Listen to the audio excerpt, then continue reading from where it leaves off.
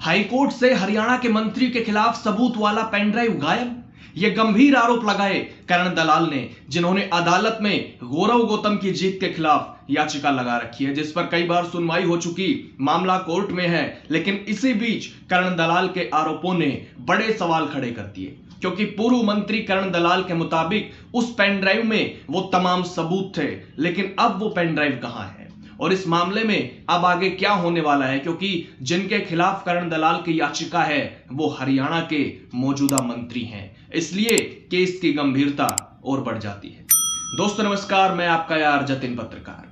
आज बात पलवल विधानसभा सीट की करेंगे, क्योंकि इस सीट के चुनाव को चुनौती देने वाली हाई प्रोफाइल चुनावी याचिका में बेहद चौंकाने वाला खुलासा हुआ है। और यह खुलासा किसी और ने नहीं बल्कि मंत्री गौरव गौतम के खिलाफ याचिका दाखिल करने वाले पूर्व मंत्री कांग्रेस नेता करण दलाल ने किया।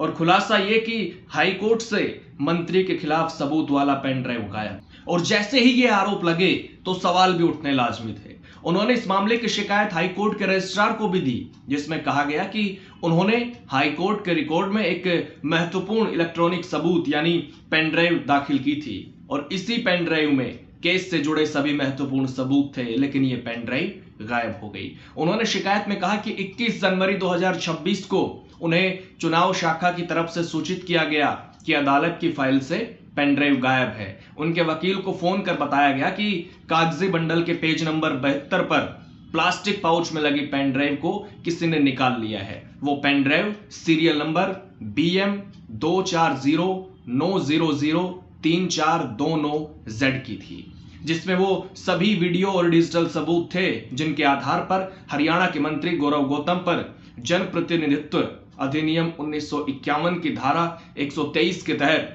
भ्रष्ट आचरण का आरोप है। उनके इस खुलासे के बाद न्यायिक व्यवस्था की निष्पक्षता और सुरक्षा व्यवस्था पर गंभीर सवाल खड़े हो गए हैं। यह पेन ड्राइव चुनाव याचिका करण सिंह दलाल बनाम गौरव गौतम मामले में एनेक्स्चर P4 के रूप में दाखिल की गई थी, जिसमें चुनाव के दौरान कथित भ्रष्ट आचरण से जुड़े वीडियो तस्वीरें थी। यानी करण दलाल ने सबूत के तौर पर यह पेन ड्राइव पेश किया था। और हैरानी की बात यह है कि हाईकोर्ट के 28 नवंबर 2025 के आदेश में भी इन्हीं वीडियो सबूतों का उल्लेख किया गया था, जिससे यह साफ होता है कि यह सामग्री मामले की रीढ़ है। शिकायत में करण दलाल ने आशंका जताई कि पेन ड्राइव और उसके पाउच जानबूझकर किसी साजिश के तहत हटाया गया है, ताकि प्रतिवादी को अनुचित लाभ मिल सके और याचिकाकर्ता के मामले को कमजोर किया जा सके। करण दलाल ने इसे न्यायिक प्रक्रिया के साथ सीधा खिलवाड़ बताते हुए रजिस्ट्रार से गहनता से जांच की मांग, साथ ही जिम्मेदार अधिकारियों के खिलाफ भी सख्त एक्शन की मांग की है। वैसे मैं आपको याद दिला दूं,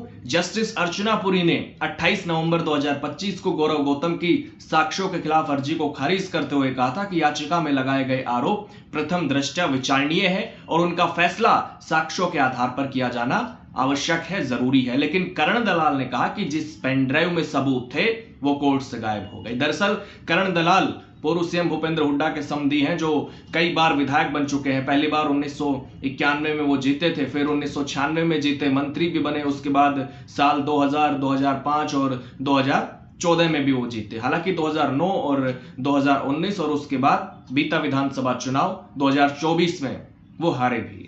और यह याचिका जो उन्होंने दायर की वो 2024 के नतीजों को ही चुनौती है। तो एक बार नतीजे भी मैं आपको बता देता हूं पलवल विधानसभा सीट के। दरअसल इस सीट पर बीजेपी के गौरव गौतम पहली बार चुनावी मैदान में थे, और कांग्रेस ने दिग्गज नेता करण दलाल पर ही भरोसा जताया, जो यहां से पहले चुनाव लड़ते रहे हैं। लेकिन एक युवा चेहरे ने, जो पहली बार चुनाव लड़ रहे थे, उन्होंने दिग्गज नेता पूर्व मंत्री करण दलाल को हरा दिया। गौरव गौतम को 1,09,000 से ज्यादा मत मिले, तो करण दलाल को 75,000 से ज्यादा वोट मिले। और ऐसे 33,500 से भी ज्यादा वोटों के मार्जिन से न सिर्फ गौरव गौतम जीते, बल्कि पहली बार में ही मंत्री भी बन गए। वैसे गौरव गौतम राजनीतिक गतिविधियों में सालों से एक्टिव थे।